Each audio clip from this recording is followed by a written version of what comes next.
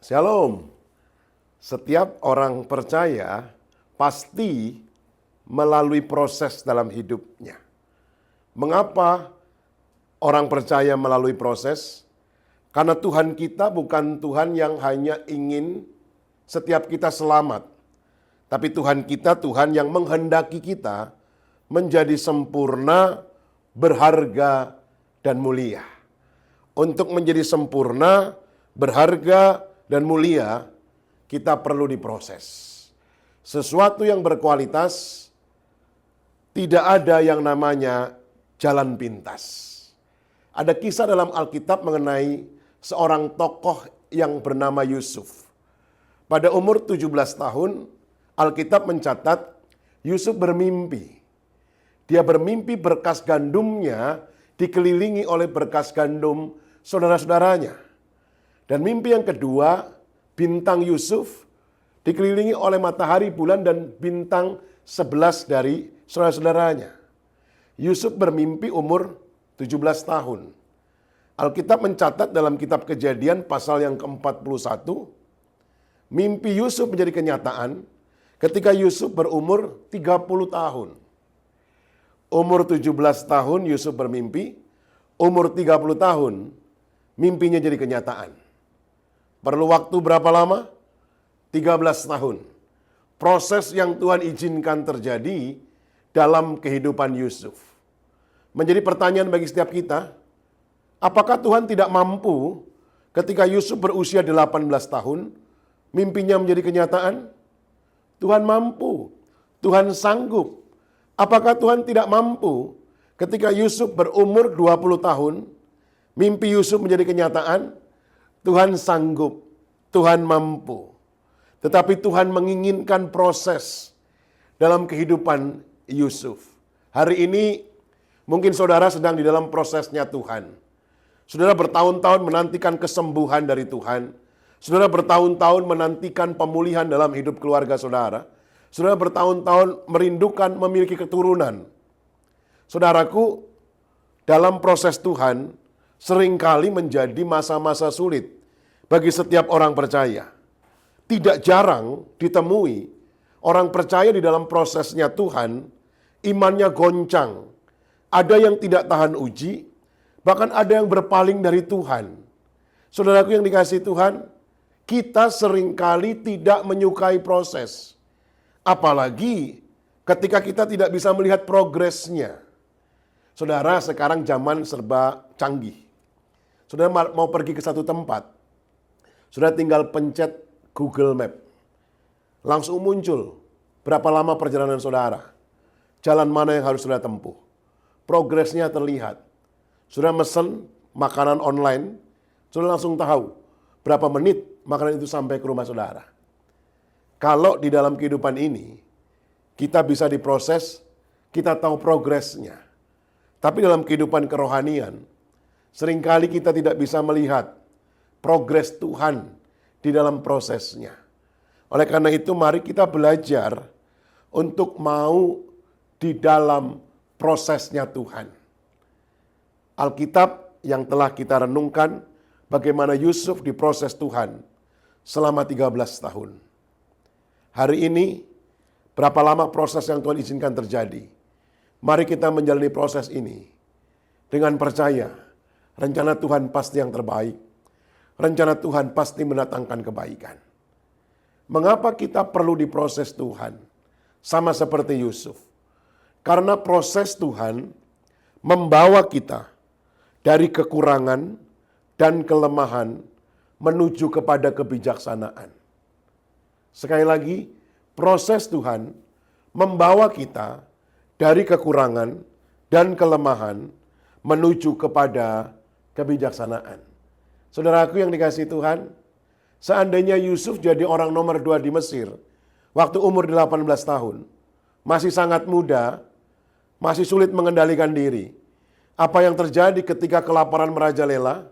Saudara-saudara Yusuf datang, meminta makanan kepada Yusuf. Masih muda Yusuf. Mungkin Yusuf akan berkata, kemarin dikasih tahu mimpi gak percaya. Sekarang baru tahu rasa. Tapi Yusuf menjadi orang nomor 2 di Mesir ketika usianya 30 tahun. Dan ketika kelaparan merajalela, saudara-saudaranya datang, Yusuf berkata berbeda. Yusuf berkata, engkau mereka-rekakan yang jahat, tetapi Tuhan menjadikan kebaikan dalam kehidupanku. Di dalam hidup ini kadang-kala Tuhan memproses kita. Karena Tuhan tahu ada kekurangan dalam diri kita. Tuhan tahu ada kelemahan dalam diri kita. Dan Tuhan mau kekurangan, kelemahan itu hilang dalam diri kita. Dan kita menjadi pribadi yang bijaksana. Bagi Tuhan, memproses karakter kita seturut dengan kehendaknya. Itu yang lebih penting, melebihi pentingnya keberhasilan bagi kita. Bagi Tuhan membuat saudara berhasil, semudah membalikan telapak tangan. Bagi Tuhan membuat saudara sembuh dari sakit, semudah membalikan telapak tangan. Bagi Tuhan memulihkan ekonomi saudara, semudah membalikan telapak tangan. Tapi Tuhan ingin karakter kita yang lebih dulu diubah. Kelemahan kekurangan kita yang lebih dulu disingkirkan. Itu yang Tuhan mau. Mengapa? Karena karakter membuat kita menjadi pribadi yang berintegritas. Orang yang berani berkarakter adalah orang yang berani berkata ya di atas ya, tidak di atas tidak. Karakter akan memiliki dampak yang luar biasa. Orang-orang yang berkarakter akan memiliki pengaruh dalam hidup ini. Dan orang-orang yang berkarakter akan menjadi saksi Kristus yang efektif. Ada banyak orang di luar sana tidak percaya kepada Tuhan Yesus, bukan karena salah ajarannya, bukan karena memahami ajaran yang keliru, tapi melihat orang percaya tidak bisa menjadi saksi. Saudaraku yang dikasihi Tuhan, mari kita mulai hari ini, di dalam prosesnya Tuhan, kita harus siap untuk meninggalkan segala kelemahan dalam diri kita. Tuhan mau kekurangan kita, kita buang. Dan biar kebijaksanaan yang membentuk karakter kita semakin serupa dengan Kristus. Ada seorang teolog berkata, bernama J.R. Miller, satu-satunya hal yang kembali pulang dari pemakaman orang mati bersama orang-orang yang berkabung dan menolak untuk dikubur adalah karakter manusia. Karakter manusia hidup lebih lama daripada manusianya. Karakter tidak dapat dikubur. Orangnya mungkin sudah mati, tapi karakter itu tetap hidup dan berbicara. Sudah mungkin pernah menghadiri ibadah pemakaman, pulang dari kuburan, ada banyak orang berkata, itu orang masih muda udah dipanggil Tuhan. Padahal dia orang baik, suka menolong, murah hati. Orangnya sudah mati, karakternya masih dikenang. Dalam prosesnya Tuhan ingin agar setiap kekurangan, kelemahan kita diubah menjadi kebijaksanaan. Mari mulai hari ini, seandainya doa saudara belum dijawab Tuhan, Tuhan mau membentuk karakter saudara lebih dahulu. Yang kedua, kenapa Tuhan memproses? Karena Tuhan ingin melepaskan kita dari godaan menuju kepada kemenangan. Saudaraku, kita tahu bagaimana Yusuf setelah saudara-saudaranya membenci dia, saudara-saudaranya dia membuang dia ke dalam sumur. Lalu ketika ada seorang saudagar lewat, dijualnya Yusuf. Yusuf akhirnya menjadi budak di rumah Tuan Potifar. Dan ketika di rumah Tuan Potifar, istri Tuan Potifar menggoda Yusuf. Alkitab mencatat setiap hari istri Potifar menggoda Yusuf. Mungkin dalam pandangan saya, seandainya dibuat drama atau drakor Bapak Ibu Saudara, godaan istri Potifar mungkin bukan lagi perkataan, tapi mungkin penampilan. Tapi Yusuf senantiasa menjaga hidupnya dari segala godaan. Dalam prosesnya Tuhan, kadang-kala ada banyak godaan. Dan kita harus menang atas godaan, agar dalam prosesnya Tuhan, kita menuju kepada visinya Tuhan, tujuannya Tuhan.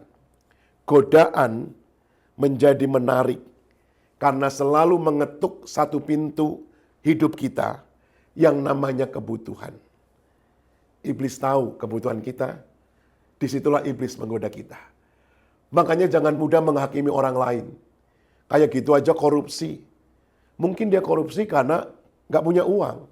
Saudara diberkati nggak akan korupsi. Gitu aja selingkuh. Mungkin saudara keluarganya bahagia, sehingga saudara nggak akan mungkin selingkuh. Setiap kita punya godaannya masing-masing. Dan godaan itu adalah kebutuhan kita.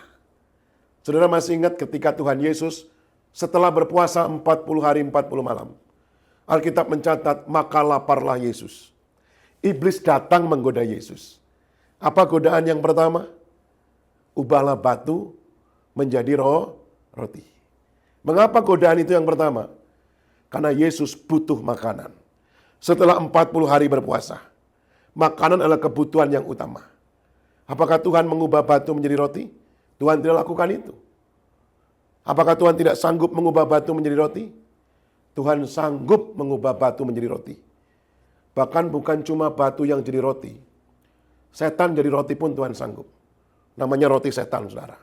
Kan sekarang banyak makanan aneh-aneh. Namanya aneh-aneh. Tuhan sanggup rubah setan jadi roti. Tapi Tuhan tidak lakukan itu. Karena disitulah godaan. Jika kita menyerah pada godaan dosa, maka keinginan kita terpenuhi. Namun kita akan kehilangan perkenanan Tuhan. Seandainya Yusuf jatuh dalam godaan itu, maka apa yang Yusuf mimpikan tidak akan pernah terjadi. Padahal secara gairah anak muda, Yusuf mungkin berpikir, ini istri Potifar yang menggoda. Bukan Yusuf yang menggoda. Lagian dia juga akan berpikir, kalau aku pulang ke rumahku, saudara-saudaraku juga benci aku. Saudara-saudaraku juga nggak peduli sama aku. Ini ditawarin godaan. Ini satu kesempatan untuk berbuat dosa. Tapi Yusuf telah menang atas godaan dosa. Di dalam prosesnya Tuhan ingin kita menang dari segala godaan dosa. Dan yang ketiga, dalam prosesnya Tuhan ingin mengangkat kita dari titik terendah menuju rancangannya. Hidup benar seringkali tidak mudah. Saudara hidup benar di dunia ini, saudara akan dibenci oleh orang dunia. Saudara hidup suci dalam hidup dunia ini, saudara akan ditinggalkan oleh dunia. Yusuf meninggalkan istri Potifar. Apa yang terjadi? Bukan pujian, tapi justru Yusuf difitnah. Seringkali kita hidup benar di dunia ini, malah kita dicari-cari kesalahannya. Kita difitnah, kita dibenci. Yusuf difitnah, masuk penjara. Saudara bisa perhatikan bagaimana kondisi Yusuf dari seorang anak dari Yakub, anak dari Israel, yang diberi jubah maha indah. Jadi budak, turun. Lalu difitnah, masuk penjara, jadi narapidana. Secara posisi bukan naik, secara posisi semakin turun. Mana mungkin jadi orang nomor 2? Saudaraku, tapi justru di titik terendah dalam kehidupan Yusuf, menjadi titik terdekat dengan tujuan Tuhan untuk kehidupan kita. Hari ini, mungkin saudara ada di titik terendah dalam hidupmu. Apa titik terendah dalam hidupmu? Ketika engkau sudah tidak bisa melakukan apapun. Ketika uangmu sudah habis dan engkau tidak sembuh lagi. Ketika keluargamu meninggalkan engkau. Bisa jadi di titik terendahmu justru menjadi titik terdekat dengan tujuan Tuhan. Setialah dalam prosesnya Tuhan. Tuhan Yesus memberkati.